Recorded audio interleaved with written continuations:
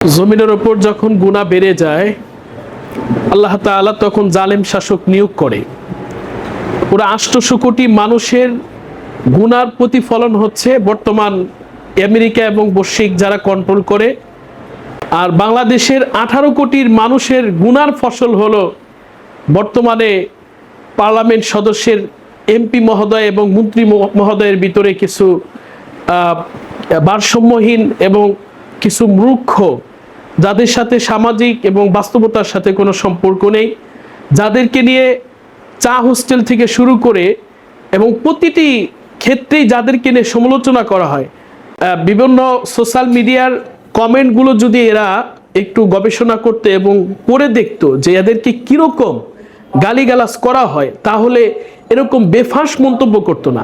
শিক্ষামন্ত্রী এহসানুল হক মিলন সাহেব, তিনি বাংলাদেশের কওমি শিক্ষা অঙ্গন এবং মাদ্রাসা শিক্ষা অঙ্গন নিয়ে যে মন্তব্য করেছে, তিনি মন্তব্য করতে গিয়ে বলছে যে বাংলাদেশের মাদ্রাসা শিক্ষিত যারা, তারা কোরআনটা সহি করে পড়তে পারে না দেখে এদেরকে ৯,০০০ প্রাইমারি শিক্ষকের কোটায় নিয়োগ দেওয়া যাচ্ছে না।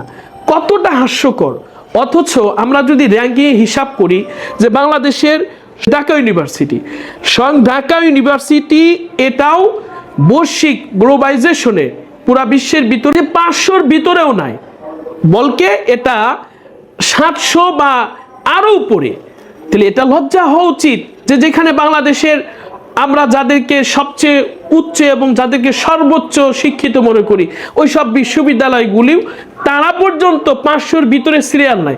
আলহামদুলিল্লাহ, সুবহানাল্লাহ, আমি দৃঢ়তার সাথে, দৃঢ় প্রত্যয়ের সাথে একদম লাউডলি আমি প্রাউডলি বলতে পারি যে কওমি অঙ্গনের বিশেষ করে আমরা র্যাঙ্কে যদি দেখি যে বাংলাদেশের মাদ্রাসা শিক্ষা অঙ্গনে মরক্কো, তিউনিসিয়া, মিশর, তারপরে কাতার, কুয়েত, ইরান এবং সৌদি আরব সহ মিডল ইস্ট সহ পুরা বিশ্বে যেখানে কোরআনুল কারীমের আন্তর্জাতিক প্রতিযোগিতা হয়েছে, সব প্রতিযোগিতায় বাংলাদেশ ১ থেকে ৫-এর ভিতরে, তাহলে টপ 10 বা র্যাঙ্কিংয়ের ভিত্তিতে এরা বাংলাদেশের কওমি এবং মাদ্রাসা শিক্ষার্থী নাম্বার 1-এ আছে। তাহলে এটা তো আমাদের নিয়ে গর্ব করা উচিত ছিল।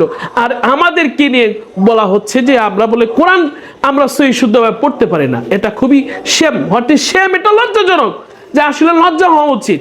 আমাদের গুনার ফলই হচ্ছে এরা সংসদে বড় গলায় বলতেছে যে তেলের দুই মাসের স্টক আছে, অথচ প্রত্যেকটা ইয়েতে ফিলিং স্টেশনে কোনো তেল নাই। কত বিশাল বিশাল লম্বা সিরিয়াল, এখানে তেল পাচ্ছে না আর সেখানে বলতেছে তেলের কোনো ঘাটতি নেই, অভাব নাই। এটা হাস্যকর। আমি এই জন্য মন্ত্রী মহোদয় এবং সকলের প্রতি রেসপেক্ট এবং সম্মান নিয়ে বলবো যে আপনারা বাস্তববাদী হন, বাস্তবতা মানুষকে জানান, আর বেফাঁস মন্তব্য করে আপনার বর্তমান সরকারকে এবং দেশকে অস্থিতিশীলের দিকে ঠেলে দিবেন না।